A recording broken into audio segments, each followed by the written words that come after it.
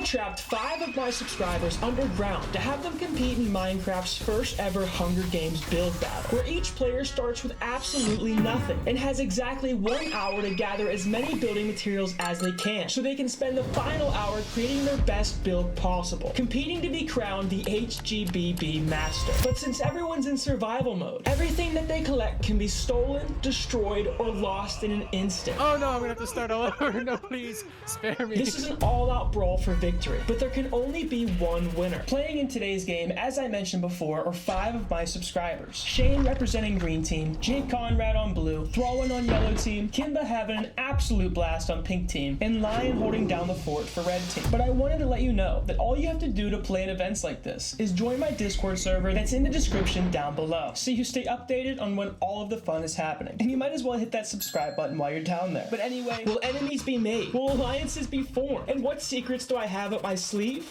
Let the Hunger Games build battle begin. Every player started by being released into this underground collection zone, where every block they see is able to be mined and used for their builds later. From this point forward, nothing is off limits. But what originally felt like an infinite supply of building materials quickly came to a halt when one of the players discovered this. Wait, No what? one told me that quick. That's bedrock. What I didn't tell them is that the entire collection zone is actually lined with an unbreakable wall of bedrock, meaning that there's now a limit on the amount of blocks that's able to be collected down here, which made one of the players curious on what would happen if they left this area completely. Lion Duck quickly gave into this idea and pillared to the surface to see what mysteries await him outside. But leaving this hole doesn't come without a cost. He'd need to use crucial building blocks that he may never be able to get back to stack his way out. But while he commits to see what lies outside these walls, another curious player down below found a secret. What is the name? Throwin managed to find one of the many secret locations that I've hit on this map. Places designed to give players a serious advantage in this game, but he found it within the first few seconds of starting this challenge. So fast, in fact, that I had no idea where he went. Where's Throwing at? Nowhere. How did you... Wait. This place is called the Hidden Archive, loaded with crafting tables, furnaces, tons of books, 2 enchanting tables, and a ton of diamonds. Enough stuff to take any regular player to the next level, which is amazing for Throwin. But the more that I watch this footage back, the more I question whether he somehow already knew it was there. Why is there bedrock in all the walls? 2, 1, go!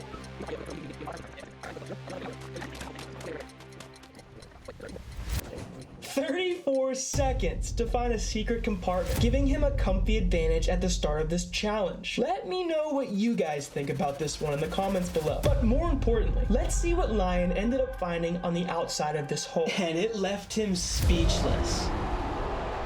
An entire new part of the map for all of the players to explore. But most importantly, here lies the lava gate that will open in 30 short minutes, revealing the building zone where everyone will spend the final hour creating their masterpiece. But out here lies more than just these gates. This lava ocean is home to many different islands, all of which contain some sort of advantage for the players to find. Like this one that has rare building blocks that can't be found anywhere else. Or this one that has the only available food source in this entire map. And so much more. But what's the catch? Well, not only can you easily lose everything by falling into the hot lava that's all around you, but everyone's render distance is set to the absolute lowest setting, except for me, meaning that this is actually what they see when they leave the hole, an empty lava-filled wasteland. And bridging out into the abyss to explore will only be using valuable blocks that they've gathered up to this point for their builds. So will it be worth wasting precious building materials to find potentially nothing, or even worse, lose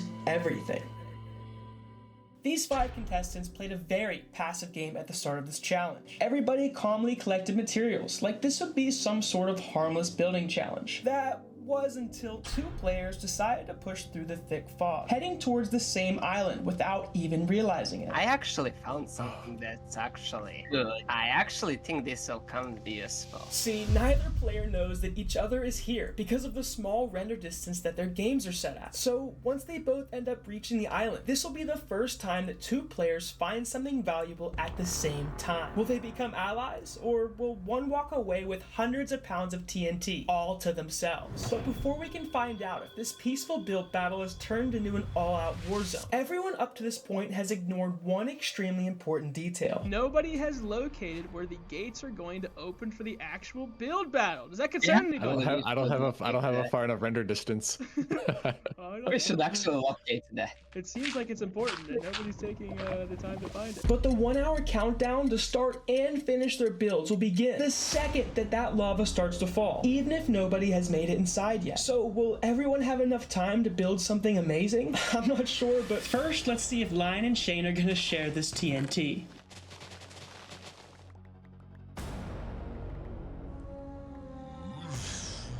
Where you from? She from Italia. Rest in peace, Shane. I guess they aren't friends. But now that Lion had every block of TNT to himself, I had to find out what he was gonna do with all of it. What is your plan with the TNT? I don't know yet. Are you Probably gonna use it for gonna bomb sabotage? people. And that he did. He used some to take out Thrallin. I'm gonna have to start all over if they kill me. No. Oh no. Oh no! Oh no, I'm gonna have to start all over. No, please, spare me. Oh my god, he's gonna blow I'm gonna himself have up! to He's gonna blow start himself up! He's Why'd you go up? Oh, did he blow himself up? Oh my gosh! Okay, well, he did manage to take him out with the TNT in the end, but Lion nearly ruined his own chances of winning in the process of taking him out. He then scurried off to think about the game-ending mistake he almost just made. Clearly, there's a lot of power in the wrong hands, yet somehow Lion still managed to find a teammate, forming an evil district that wants to win it all. But after seeing Lion almost take himself out, I had to find out from Jay Conrad why he decided to become a team with Lion in the first place. He helped me a lot, so What like, did he do? How did he help you? well, like, actually, I don't know. Actually, well, no, he What? helped me up here. He helped me up here because I wouldn't even be up here if it weren't for him. So. Why wouldn't you be? You also have legs. Because You can walk. he's been slash messaging me and like telling me the stuff he figured out. Oh, like what? What's something he told you that nobody else knows? I don't know. You don't know anything. I forget. How many brain cells do you have right now left? Not that many. Alright, well, it's clear that the evil district has no idea what's going on. But regardless, they are the only actual team that formed in this challenge, giving them an extreme advantage in making it to the building zone with as many materials as possible to build something amazing when the gates open in 15 short minutes. But instead of everyone else immediately coming together to form a second alliance to take down the evil duo, they continued to attack each other, and I was all for it. Get out of here. Oh man. Where is everybody? Oh, man. Yeah. Oh man. Kind of Oh, man. scared. Thought we were gonna be peaceful, Kim. Yeah. Sick him, Kimba. But just when I thought things couldn't get any worse, Jay Conrad and Lion stumbled across the island that has the only available food source on this entire map. So now not only do they have tons of TNT, but they have every ounce of food possible, making their team the only one that can heal. So Thrallin made one last-ditch effort to make peace with them by offering to trade them something that he had for any sort of food, so he wouldn't keep dying from hunger. I've got a diamond shovel. Yeah, no. I don't know if we need that one. Yeah, I think I'm a pass. Yeah, we're good on that. And if declining the offer wasn't already enough to show they didn't like anyone else, Jay Conrad decided to make an even bigger statement by doing this to Thrallin. You know, I'm just learning. Oh. Oh no. Okay. Oh wait. Okay. Wait. Did you just say that you're? I'm gonna remembering sabotage? that. Oh no, yeah, I'll remember that. I'm desperate That now. might be Yeah. the Just worst wait till the end. mistake J-Con has ever made. But while everyone else is fighting and causing chaos, Kimba took a bit of a slower route to prepare for the hour of building. Because at the end of this big challenge, it's really about making the best build. Kimba, Did you move me? wait. Did I move? I came to you. What's up? Doesn't seem like you have a teammate. No, I don't. Everybody's just teaming up, and I'm okay being alone. The thing, at the end of the day, is this is about making the coolest build. So they can keep up all they want. You just have to out creativize them. I just made that up. I know. So Kimba is just gathering materials, patiently waiting to start building. Jay Conrad and Lion are up to no good as usual, and Thrallin was working on some self-sacrifice strategy to win it all. But what was Shane up to? Well, after being blown up one too many times from the evil district, he went off on his own and actually ended up being the first person to find the gate to the building zone, meaning that he'd be able to start building before anyone else. That was until some familiar faces showed up. So what are we doing over here? Don't mind all the death going on back at the Oh, wait a minute. Hey, I think I'm about to die. Oh, wait a minute.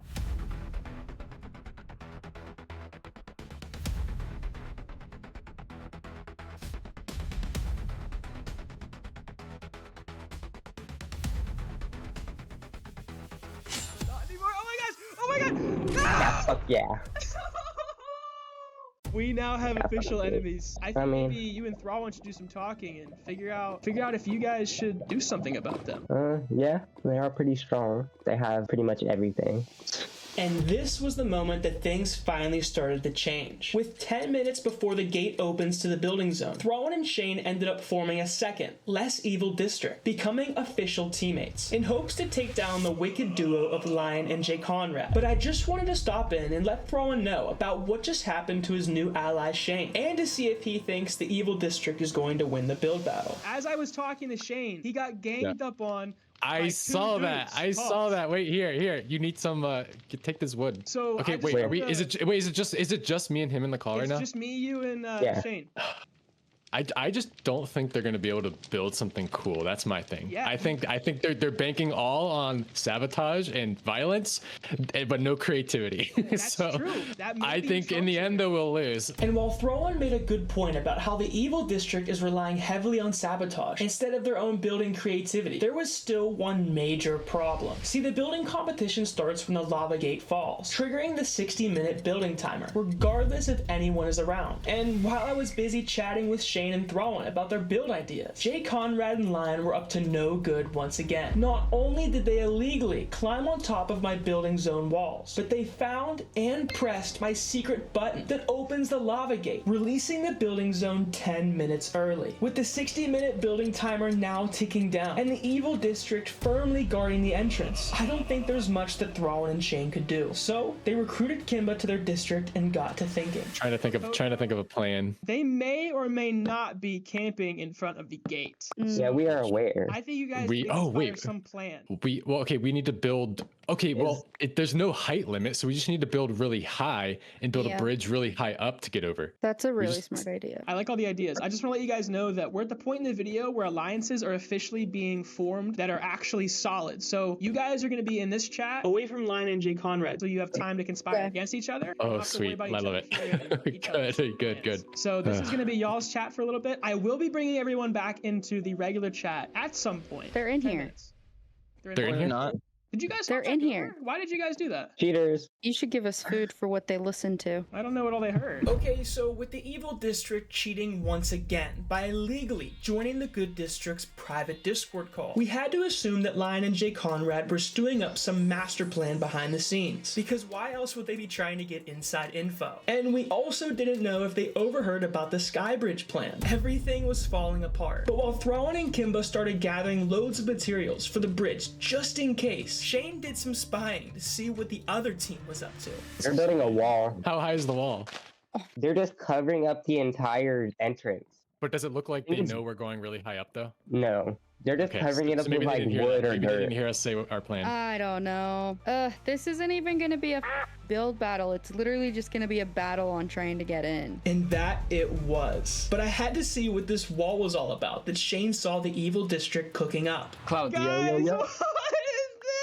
nah, that makes them Don't think. tell them we're playing. No, we're pretending to be guys, no. brave. I'm not telling you what they're doing. I'm not saying anything. I'm not doing nothing. Okay, is this TNT allowed so we can blow it Absolutely. up when they come? Absolutely. Let's go. So our plan is when they come, we just blow them up. And with 34 minutes left in the entire challenge, it seems like both teams finally had a plan. Jay Conrad quickly placed a pile of dookie on his designated building platform to hopefully have it win the entire competition. But if the good district makes it inside, there's no more war. Inside the walls is a safe zone, so all Thrallin, Shane, and Kimba had to do was be patient and work as a team to get inside so they could start building. But Kimba got impatient and decided to go against the plan, and she tried to break past the evil district on her own one last time.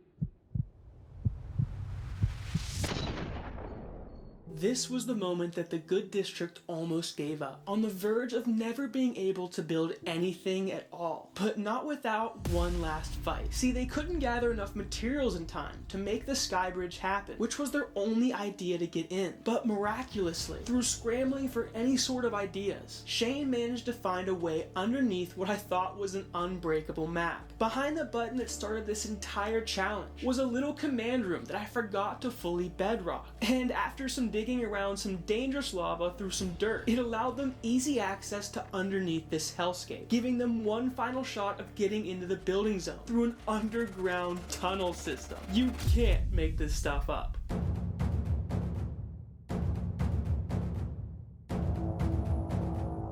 Can you place the bed like here and kill me? I'm at. Okay, everyone through this tunnel. Are you worried about them seeing your name tags or? I am. I was just thinking that. Like, I'm are we- crouching. Okay. I'm That's why gonna I'm put crouching. right in this dirt right here. I'm gonna put dirt blocks so it looks like we are not in here. Oh, good idea. Yep. We're sneaking through a tunnel. Oh my gosh, dude, we got this. We got Underground, this. dude. What is this? Can I you hope place the bed right everybody's here? rooting for us. Yeah, how close are we needing to crouch? Yeah. Yeah, I think it's not worth the risk. Okay. We're like crouch. almost there, I think. Yeah, I think we're almost there. Okay, you say so. Oh man. Only one way to find out. That's to dig up.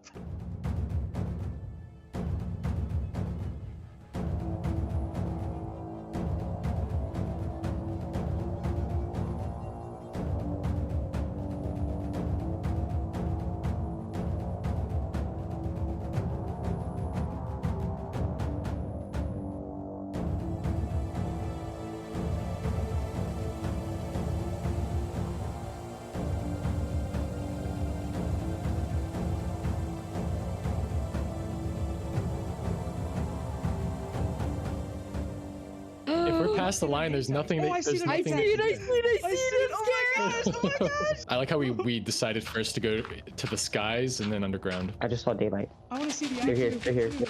I'm scared. They're here. They hear us. They hear us. Can we go up? Oh, they hear Wait, but us. are we- That's how Good we area?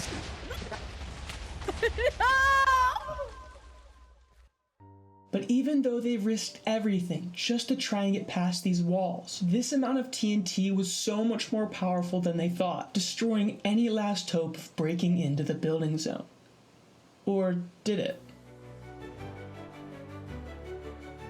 Oh, what's going on? Wait, this is the build area. They made it in. This showed me that absolutely anything is possible. Unfortunately though, they only had 15 minutes remaining to build something with whatever scraps they all had. But this challenge still ended up being so much fun. And I'm actually gonna have you guys be the judges here. Who do you think won Minecraft's first ever Hunger Games build battle?